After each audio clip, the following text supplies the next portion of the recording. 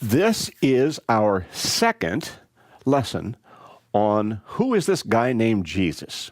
And the purpose of it is very, very simple. We want to make Jesus become alive. Okay? We want to make the message of Jesus become more vibrant and more exciting, more real. And remember what we said last time? We said we were going to try and take this microphone on a very long cord. You can't do it wireless, it's too far.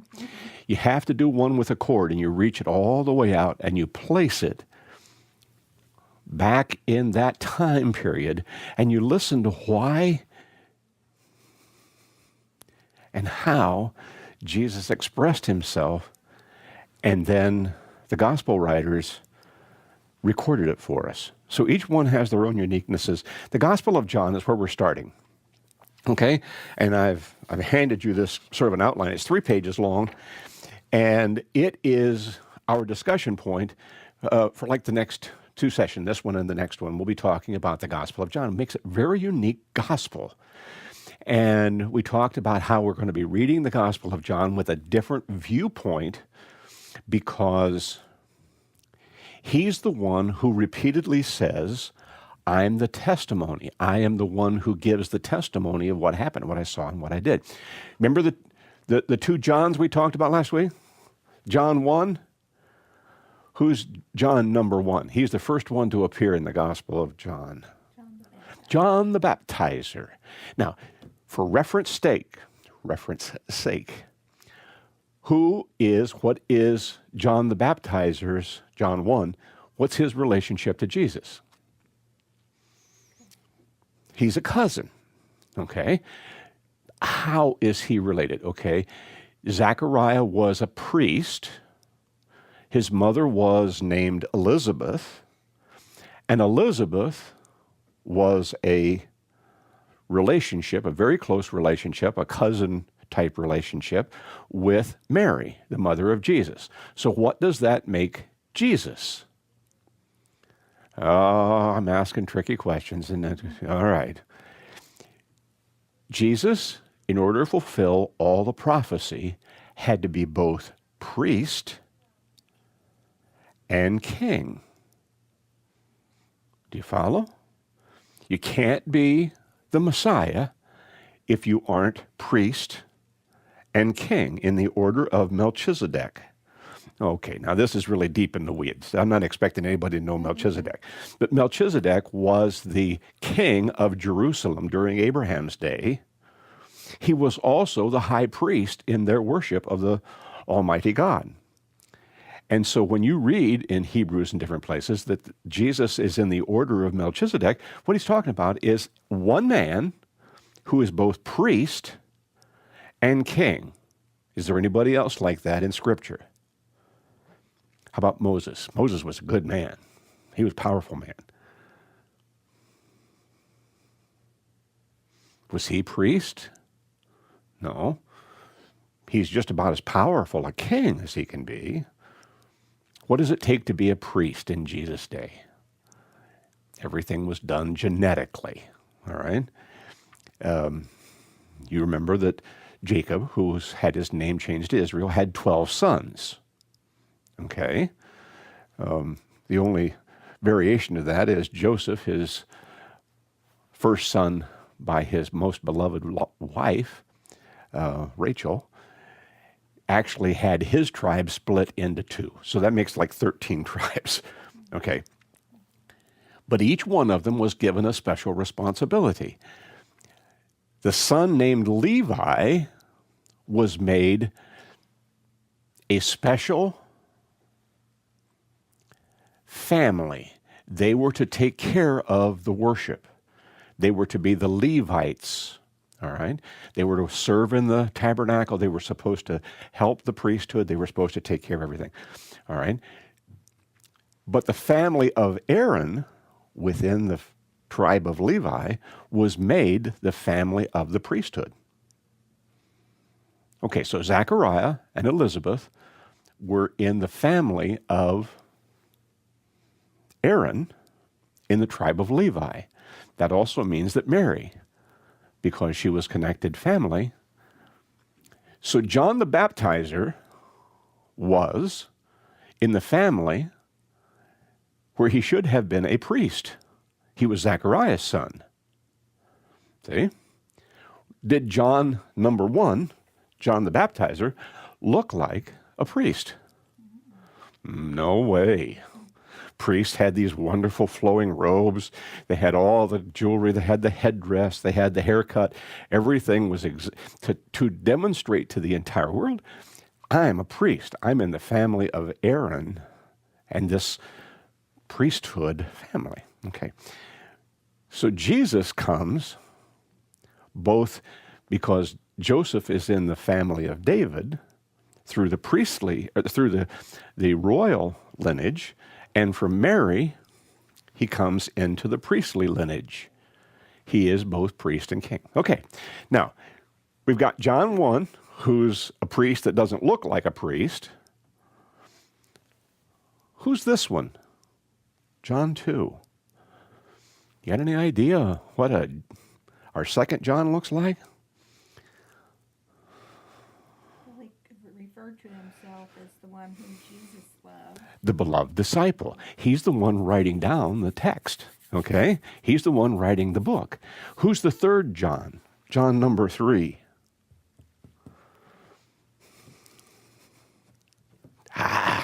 Now we get into some of the uniquenesses of the Gospel of John. The disciples who followed Jesus are broken up into two groups in the Gospel of John. The small d disciples and the capital T 12. Okay? We all know the disciples, Matthew, Bartholomew, Peter, James, and John, and Andrew, and you know the 12. We've sung the little thing about all the disciples of Jesus. In the Gospel of John, they're referred to as the capital T 12. The writer of the Gospel of John does not refer to himself as being one of the 12. He refers to the 12 like he's pointing over there to them. Okay? So where does the John number 3 come from? He's one of the 12. When they go up on Mount Tabor for Jesus to pray, he takes with him 3 disciples. Peter, who are the 3 he always calls? Peter, James, and John. Okay? They're kind of his inner core. When he goes to the Garden of Gethsemane to pray, he leaves a bunch of the 12 on an outer part of the garden, and then he takes 3 with him into the inside to pray. Who are they? Peter, James, and John. Aha! We have identified John 3. James and John were the sons of Zebedee. All right? They were fishermen. If you go into the Gospels, you say, okay, there were Peter and Andrew, James and John fishing, and Jesus called them to be his early disciples, okay? And so here is John number 3 saying, okay, I'm going to come and follow you as a part of the 12. All right, so that makes John a little bit unique because he's the only one who refers to the 12, okay? Take your pages, if you can, just on the bottom here, on the front page. What's different about John is partly what is not included. Okay? Number 1, no birth story. Why would John not have a birth story?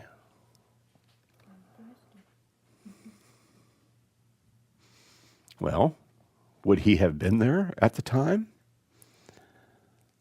Remember, he says, I'm only going to tell you what I've seen and heard. I'm going to be your witness. I'm going to tell you what I myself have experienced. You mean he's not telling the birth story of Jesus? Mm-hmm. Okay, not of himself. Mm-hmm. So there's no birth story of Jesus. We have Matthew, who tells the story of Jesus' birth by telling the story of Joseph, having the visions and having the dreams and following the story of Jesus' birth and then going to Egypt because Joseph had these visions and said, you got to take the child here or you have to go here. And so we have the story of Joseph in Matthew. We have the story of Mary in Luke. Luke was very faithful in recording Mary's story. And you remember how the angel appeared to her? Was Luke there when the angel appeared to her? No. Luke never claims that everything he says is just what he's seen and heard. Matthew doesn't say, I'm telling you exactly what I've seen and heard. Only the Gospel of John says, and here are the things. If you look under the B section, right here, these are the 4 references where he talks about, I listened and I'm telling you what I saw and heard. Those are the 4 references in the Gospel of John where he says, I'm the witness. Okay? So if he wasn't there at the birth, he couldn't tell the stories.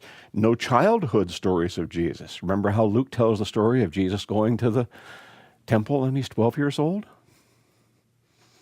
Well, no childhood stories. Number 3, no wilderness temptation of Jesus. Okay, who was with Jesus out in the wilderness when he was tempted for 40 days and 40 nights? No, not there. How about no Passover supper with his disciples in communion? Isn't that interesting? That's going to be one very important discussion we'll have here in just a few minutes, all right? Why doesn't Jesus have the Passover meal with his disciples in the story of John,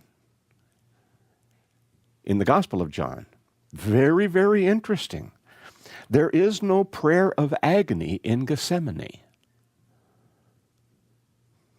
Why wouldn't there be a recording of the prayer in John of Jesus praying in Gethsemane? Didn't they fall asleep while he was praying? But he wasn't there. Okay, he wasn't there. How Yeah, did- yeah. See, so because he left Peter, James, and John in one corner of the garden and went off by himself to pray. And that doesn't mean it didn't happen, but John can't tell us that because, you see, he had to be there. John uses different words and ideas than the other 3 Gospels. He refers to, and he's very knowledgeable about the Sadducees.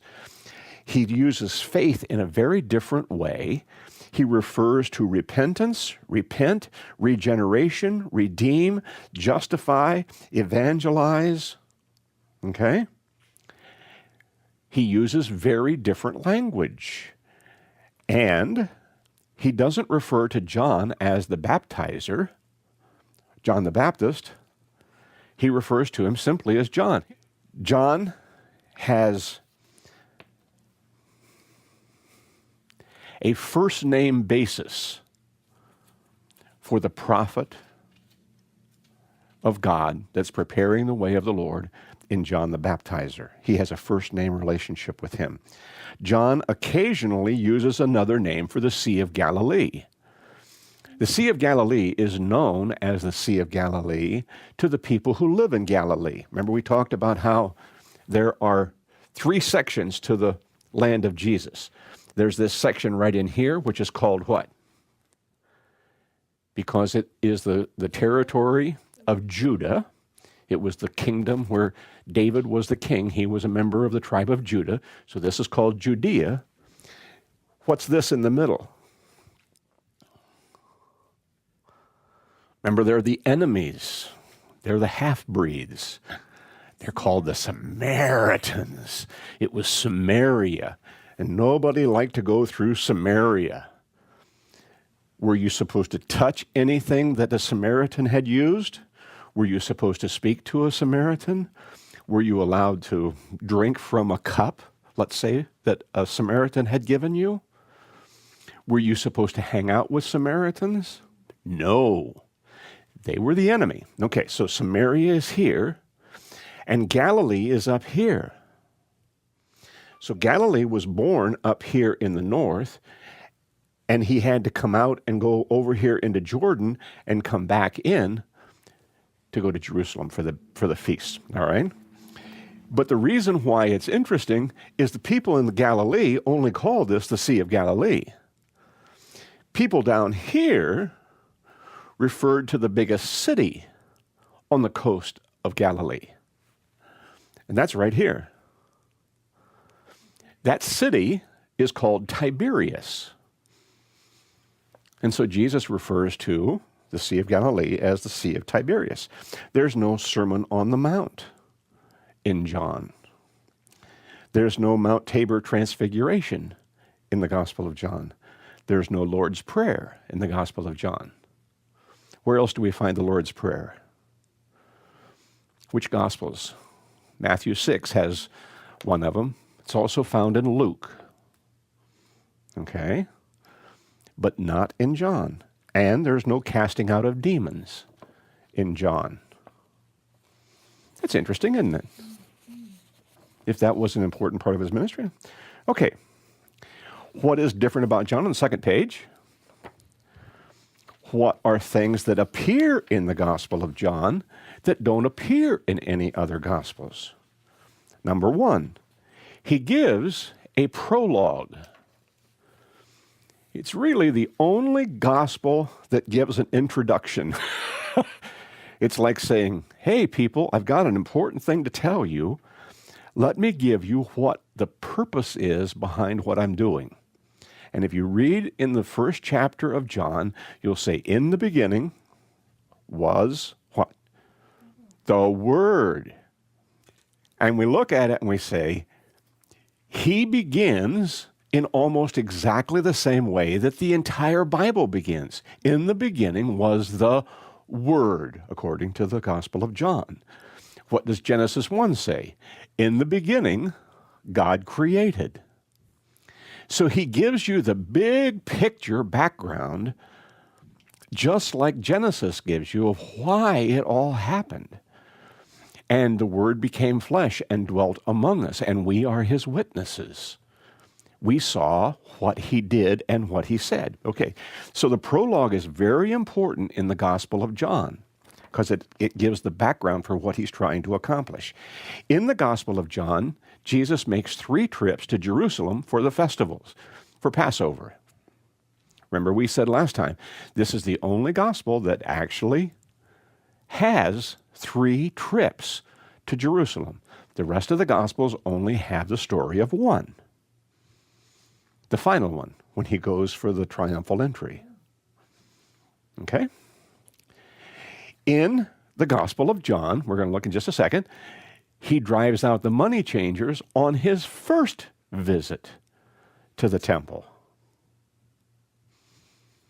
Early in his ministry, almost at the very beginning. In the other Gospels, he drives out the money changers in just preparation for his last week of life and the crucifixion. Interesting, huh? Well, that's cool. The story of the woman caught in adultery that is in chapter 8 is the most unique story. It's the only story in the entire Bible that moves around. It moves around because in some of the some of the copies of John, it's early in the book, earlier than chapter 8, and some of the text have it later, closer to when he went into the temple at the end, and it moves around. It's almost like if I had a piece of paper here with the story of the woman caught in adultery, and I slipped it into a book like this, the next time I put it in, it might be over here. Very interesting. It's the only story in the entire Bible that moves around from one version to the other. Very interesting. And then, number 5, he washes the feet of his disciples. How many books show us that he washed his disciples' feet? Only one. Only one. Just John. Chapter 3, there are 3 chapters in which he told his disciples what was going to happen to them on that last night. 3 chapters are at the end of the book. No one else spends that kind of time explaining what he taught them on that night. Jesus prays in the upper room, but we have no prayer in Gethsemane. Number 9, he reinstates Peter after the resurrection, which is the only place that happens. And number 10, he makes his command to love each other as I have loved you 3 times over in 2 different places. We'll talk about how that is important. Grab your Bibles. Do you have a Bible? Take one of the Bibles here. I want to show you. Here's one of the things that's most interesting in the Gospel of John. There are no words wasted in the Gospel of John at all. Everything is tightly compacted and very, very intense. Look up John, the 2nd chapter, verses 1 to 11. Okay?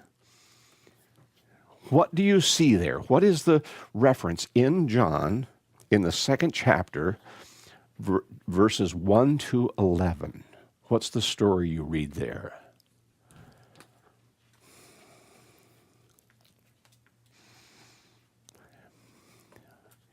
You got that? You got your finger in that spot?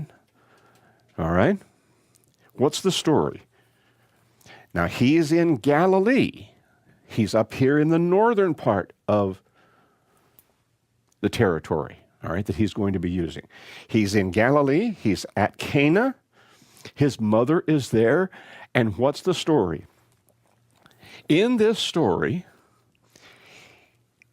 the wine is running out that they're serving for a very big, very famous wedding festival. The people who were being married are apparently very, very well known because in that part of the country, a wedding was not just something you had and you had a family come. It was a whole community-wide event, especially if you were very well known. And so everybody showed up for this wedding, including Jesus and his disciples who were following him, and they're there for the wedding, and suddenly word comes that the wine has run out, the preparations they had made for the beverage. Let me give you a quick information. All right. Put yourself back in time. How do you get water in Jesus' day?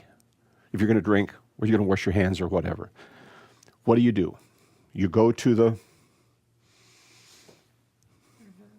you have to go to a well or something, you have to go to a pool, and you dip out water, and you bring it home in a bucket. Do you drink that water? Better boil it first.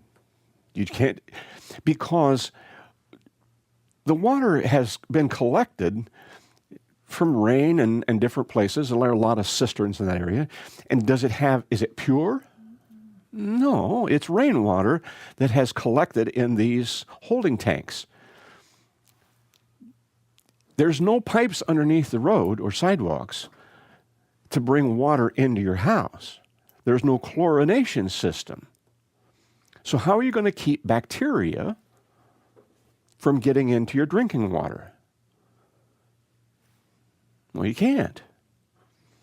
So the practice in Jesus' day was to take a little bit of wine and put it into the water.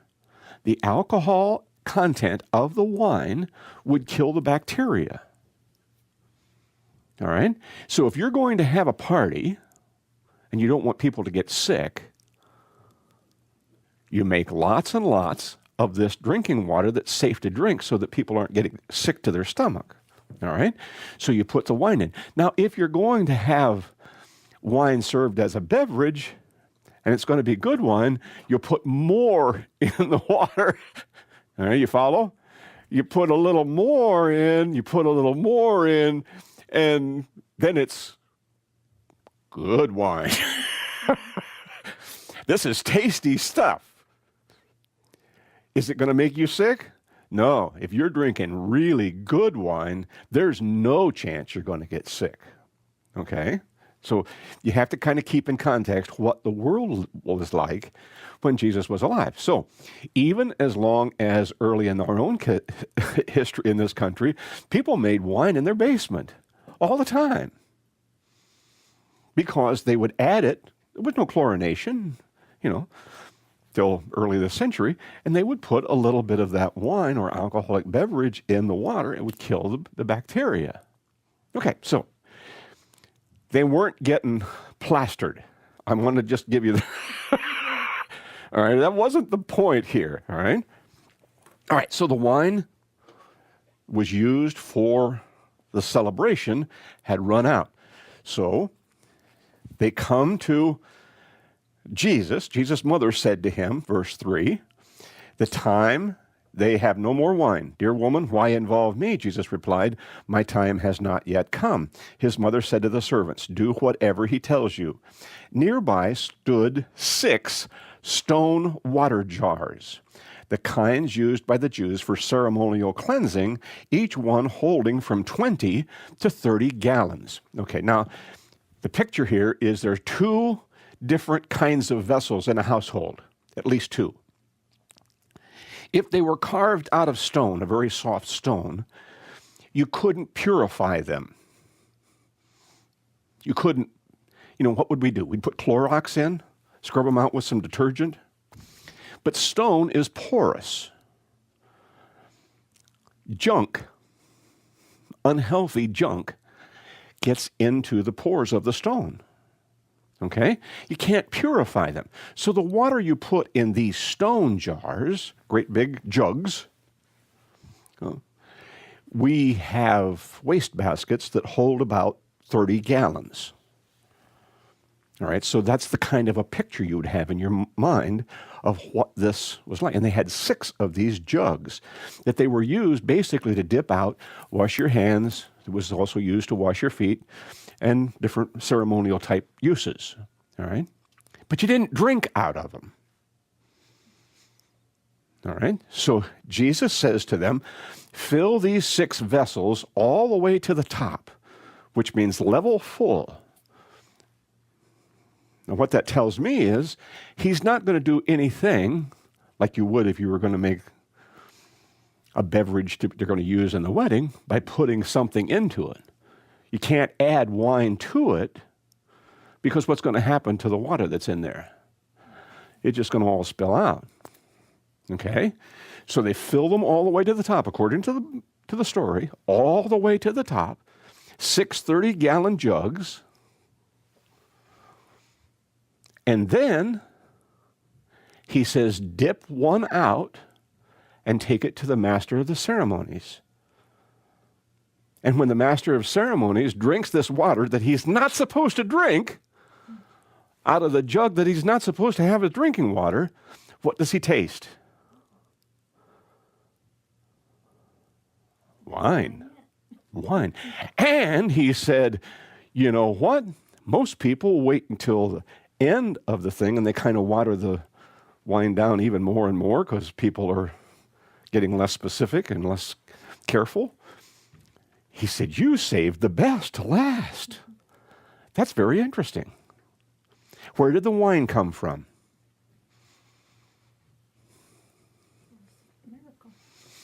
Miracle. How many have had chemistry? Anybody have science classes? How do we get wine? We have to have a living fruit, a living substance. You can make it out of apricots and apples and any kind of wonderful sweet fruit that grows in our gardens. All right? Grapes are the most common because they produce, by weight and volume, the highest level of fruit. So you can harvest the grapes, you can crush them, and you can get more volume of liquid juice than many of the other ones. But you can make wine out of anything. Even dandelions have enough stuff in them. We used to have somebody made dandelion wine. All right? Because it has to be a living creature. It has to be a living, a living organism in order to be able to have the chemicals put together through the process of living that can actually break down and make wine, make the alcohol in wine. Is there any of the elements in water that you need for wine? H2O is water, and you have a little H and a little O in alcohol to make wine. But there are a number of other chemicals that just aren't there. So where did they come from? The reason why this is one of the very important stories for the gospel writer of John is because no one can do that unless you happen to be the one who made all of those elements, who made all of those compounds, and you can just play with them like dominoes. You can just fiddle around with them, and you can bring in a few from here, you can bring in a few from here, you can have a little bit of here. Well, this is arranged in this order. Well, I don't like that anymore, so I'll rearrange them in this order, and now I've got what I want. The only people who can create wine from water are the people who created the wine and the one who created the water. So what does John say at the beginning? In the beginning was the Word, and without the Word there was nothing created that was created. You follow? What's the very first thing he does? He rearranges the molecules completely without an explosion, without an electricity of charge, without any kind of heat source. He goes from having living tissue, which is grapes, directly through the process of harvesting, collecting, crushing, and then it takes time for alcohol to be formed from the grape juice, and he compresses all of that down and makes good wine from nothing. If you read Genesis 1, when it says, in the beginning God created, all right, the word that is actually there is called ex nihilo. Ex nihilo, from nothing. Nihilo means nothing. Okay? In the Gospel of John, Jesus creates water and turns it into wine by his only spoken word. Okay? He just does it. Now, I'm going to quickly run down here just a little bit farther. Verse 11, see what it says? This is the first of his miraculous signs. He thus revealed his glory, and his disciples put their faith in him. Now, in the Gospel of John, there are 7 miraculous signs. In the Gospel of John, yay, the telephone stopped ringing. In the Gospel of John, there are 7 miraculous signs. So what I've done is in my Bible, I took a marker and put a number 1 right up here by the story of Jesus making wine out of water, because that's the first one. Now, why don't we just zip through and see what the rest of them are?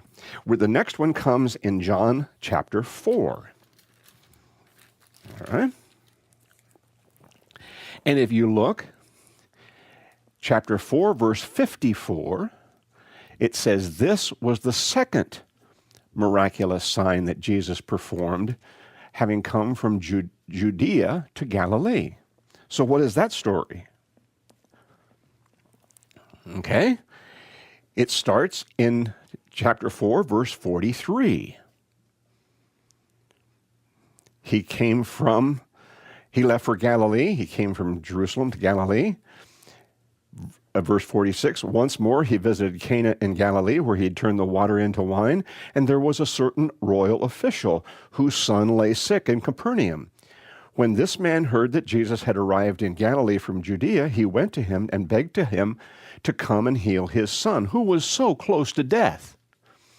Unless you people see miraculous signs and wonders, Jesus told him, you will never believe. The royal official said, Sir, come down before my child dies. Please come down before my child dies. Jesus replied, You may go. Your son will live. The man took Jesus and his word and departed. While he was still on the way, his servants met him with the news that the boy was living. When he inquired as to the time when the son got better, they said to him, the fever left him yesterday at the 7th hour. Then the father realized that that was the exact time at which Jesus had said to him, Your son will live. So he and all of his household believed. Why is that so special? Jesus healed a lot of people. Why is that special? Well, he wasn't even near the child, for one thing. He was distance away. A long ways away. And the same thing happens when he heals the centurion's servant in Matthew. He speaks the words, and some distance away, something happens. What does that tell us about who Jesus is? His power is everywhere, even not in his immediate presence. It isn't connected to him physically. In other words, if I come over and I touch you, the thought is the power came from me into you, right? Wouldn't that be the kind of a picture? If I put my hand on a leper, as Jesus did, wasn't supposed to, but he did, and he prays the prayer and the leper is healed, the connection is it went from Jesus into the person who was sick. When you're separated, and it can't come directly from you, what does that tell us? Here's the story. When Jesus did that for the centurion, the centurion basically said, Look, I am a man under authority, and I have authority. And I recognize you, Jesus, as being the same kind of person I am, with authority. I say to this servant, go and do this, and he does it. I say to another one, come, and he comes. He said, the soldier said, if you tell what you want done, somebody who is under your authority is going to do it. Okay? When Jesus said, your son is going to live, what was he doing? He was giving instructions to his army, his subordinates, go and take care of what I want done in this person's life. Separated. He could speak the words. We used to sing an old song. You know. He could have called 10,000 angels as he died on the cross, and they would set him free. He could have called 10,000 angels. No, it's more like 1,000,000, not just 10,000, okay? He has a lot of subordinates. Remember how many angels sang for him on his birthday when he was born for the shepherds? A multitude of heavenly hosts, all right? They're all under his authority. According to the Gospel of John now, I'm not making that up. This is the Gospel of John. He simply ordered it, and it was done over huge distances, several days' travel. Okay? That makes it an interesting, miraculous sign. Okay, now we're going to go to number 3. Let's see if I've got here where I can pick this up. His third miraculous sign happens in chapter 5, verses 1 to 15. And this is the last time that they actually number the miraculous signs. It talks about this being the third miraculous sign, but you don't really, the rest of them aren't numbered. So you have to look for the pattern, all right? This one, There is a man who has been laying disabled, blind, lame, and paralyzed, and he'd been that way for a very long time. How long has that been? A great number of disabled people laying there in Jerusalem. He'd been there for 38 years. And Jesus said, "Do you want to get well?" And the man replied, "I have no one to help me into the pool when the water is stirred. While I'm trying to get in, someone else goes down ahead of me." And Jesus simply said, "Get up, pick up your mat, and walk." And once the man was cured and picked up his mat and walked. Okay? On the Sabbath day, which created real problems. Okay? Why is that the third miraculous sign? Why is it important? Well, you mentioned it being on the Sabbath, and according to the Jewish laws, you weren't supposed to do any work at all. Any work. Even if you had a straight pin, your wife had been working on your robe, and she'd put a straight pin through the hem of your garment to keep it from dragging on the ground, and you went to the temple on the Sabbath day, and you were carrying a pin stuck in the hem of your garment, you were doing work. You were carrying that pin back and forth to the temple and back. And what was the penalty? What was the reason why that rule was so strict?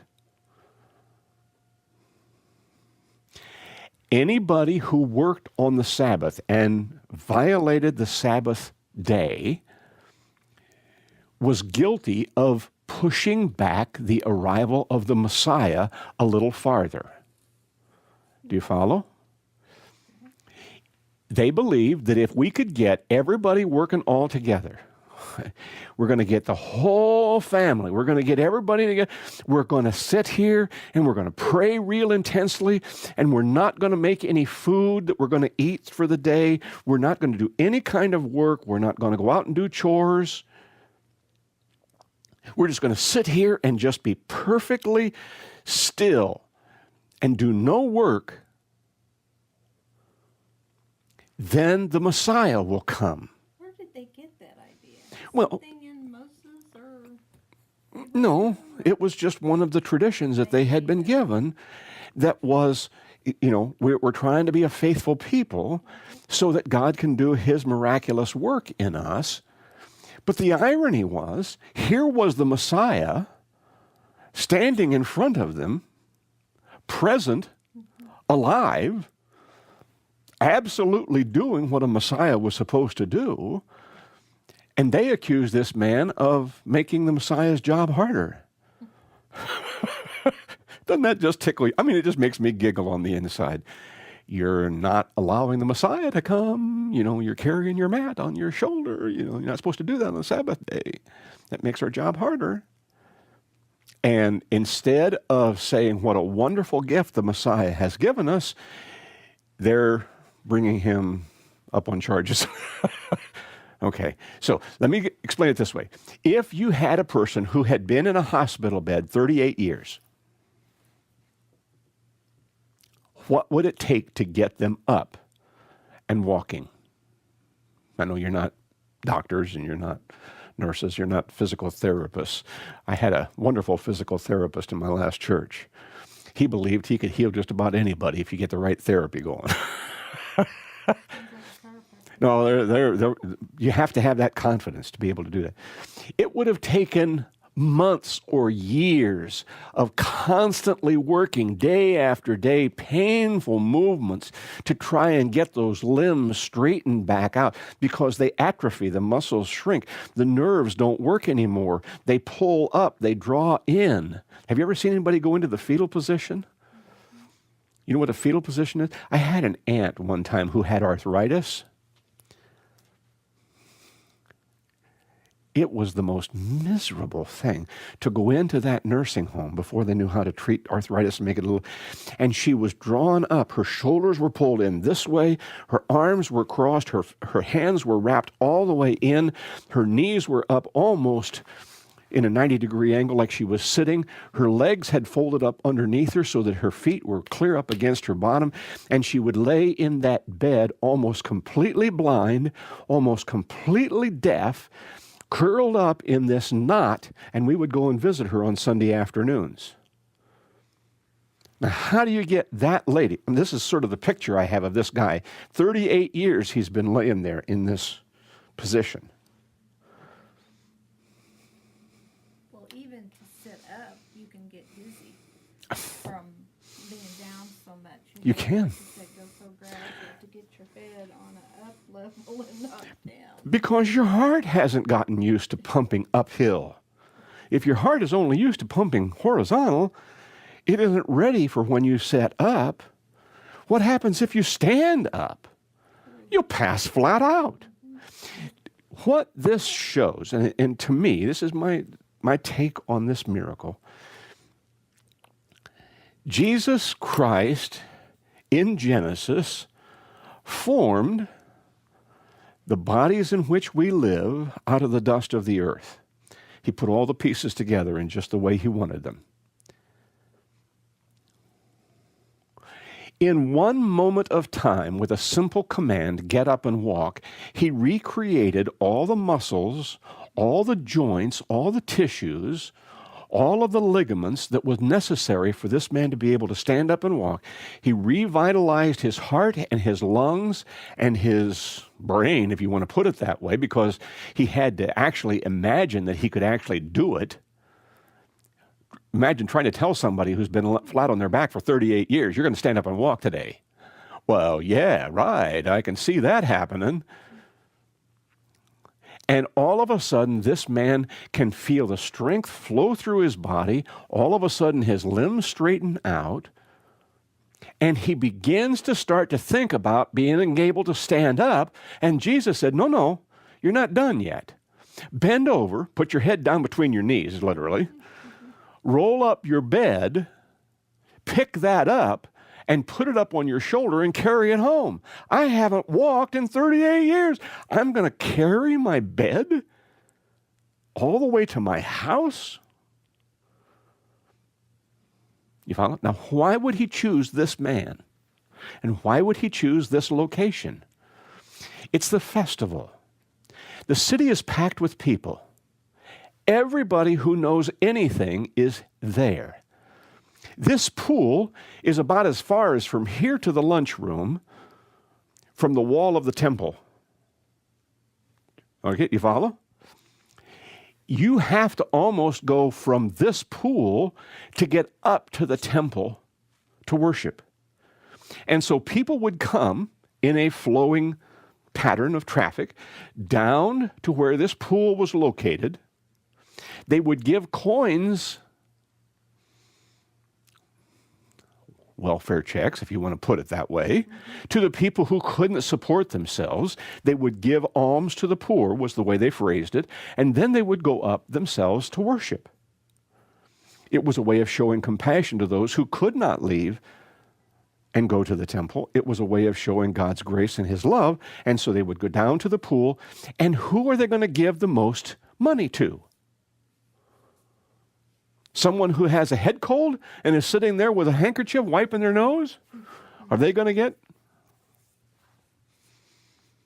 Oh, come on. Somebody going to come along and give you money because you got a snotty nose or you sneeze sometime? No.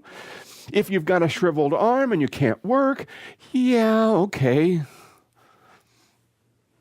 If you're lame and you're walking on a clubbed foot, okay, yeah. But here's a guy who has the reputation and the identity of being a guy in the worst shape of anyone at the pool. His pockets are full of coins.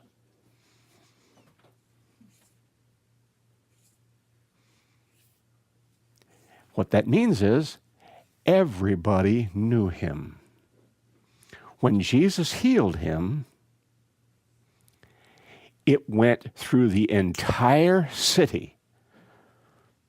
Here's a man who was infirm for 38 years and now is well. Okay, so that's the third miraculous sign. Number four.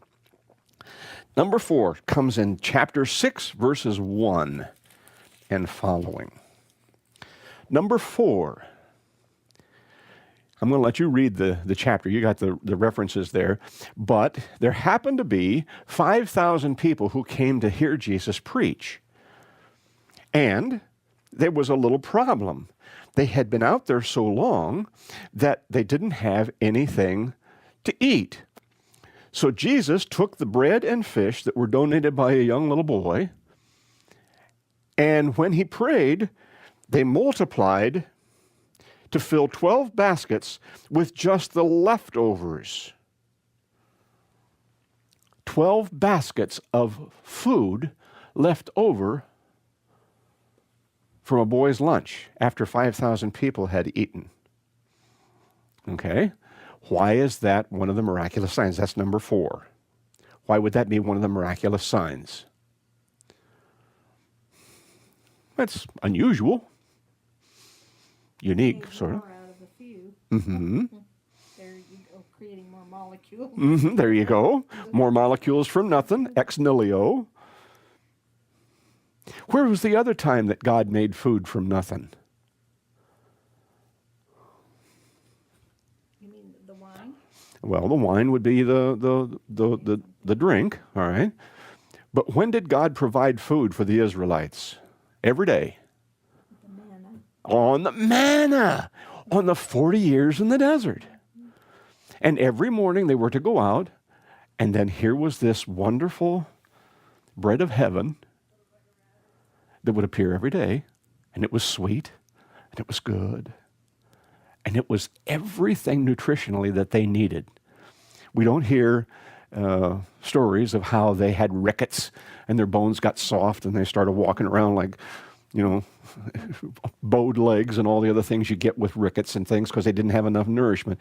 They were strong, healthy. They were trained as warriors during that 40 years. They were strong. They were ready to go in and take the promised land by force.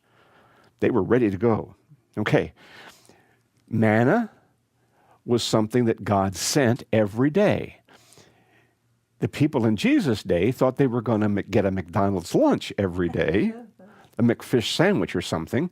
So they just kept coming to him and begging him, could you do it again? Could you do it again? Could you do it again? Well, we're not in the desert. We don't need to have food. You're in the process of growing your grain and you're growing your grapes and you're taking care of things. I don't need to feed you every day, but I do want to show you that I have the authority that I can do that. Okay? That's the fourth miraculous sign. The fifth miraculous sign happens in chapter 6, verses 16. Okay, I'm going to read this real quickly. And that evening, the disciples went down to the lake where they got into a boat and set off across the lake of Capernaum. Now it was dark, and Jesus had not yet joined them. A strong wind was blowing, and the waters grew rough. When they had rowed 3.5 miles, that's sort of important, all right? All right, 3.5 miles. They saw Jesus approaching the boat, walking on the water, and they were terrified. But Jesus said to them, "It is I, don't be afraid." Then they were willing to take him into the boat, and immediately the boat reached the shore where they were heading. Well, now wait a minute. Let's do a little calculation. The Sea of Galilee sits down in the bottom of a bowl. It's a mountain. This whole thing from up here at Mount Hermon all the way through to the Gulf of Aqaba is called a rift valley. Do you know what a rift valley is geologically? It's where the earth plates are moving apart this way, and as they move apart, they sink because there's nothing underneath. So as the earthquakes happen and they move ever so gently apart, the land sinks. That's why this is so far below sea level. All right? This whole area is nothing but a rift valley that is a low depression in the crust of the earth. Okay? So in the Sea of Galilee, that depressed area where the mountains have actually opened up and stretched apart and left this big, deep hole in the earth's crust that's now filled with water in the Sea of Galilee. The mountains spring up from it on all sides, in every direction. So when the wind blows, it's not blowing straight in a line like it would be in Kansas. It blows down the mountain slopes, it hits the surface of the Sea of Galilee, and it stirs it like you were using a spoon to kick up the water. And in the Sea of Galilee, you can have storms that come up very quickly, and the waves get very high very quickly. Aha! And the storms can be very dangerous. If you've been a fisherman on the Sea of Galilee, you know to watch the sky and get to a safe harbor if there's storms approaching. All right? But it was also dark. The Sea of Galilee is almost exactly 7 miles across. Why is it important for the writer of John to say they were 3.5 miles from shore? They were flat dead in the middle. And there was no safe harbor anywhere close. For a speedboat. 'Cause he Pushed it over real fast.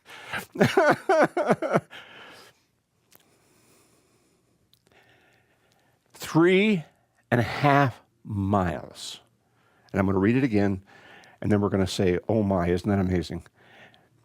All of his disciples, all of the boats, everything all together, and immediately the boat reached the shore where they were heading.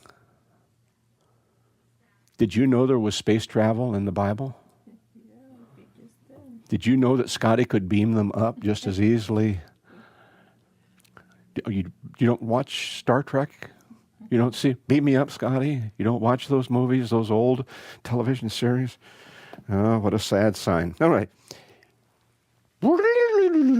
And suddenly it reappears in a different place. That is the 5th miraculous sign. Do I need to explain to you why that's miraculous? It doesn't say they were blown ashore wherever the wind was blowing them. It doesn't say that they had just misjudged their calculations of where they were going. They got to exactly the place they were heading instantaneously. We got a couple more miraculous signs, but I don't have any more time today. All right? We'll look at all 7 of the miraculous signs. Then we'll talk about why that gospel looks so different in some of the other areas. I'm going to let you take your papers. You can look them over at your leisure. All right? But these are the things that makes the Gospel of John so special. And remember, now, I got to stop at this. Why is it important? Because he said, I will tell you what I saw and heard. He was in the boat. He was in the boat.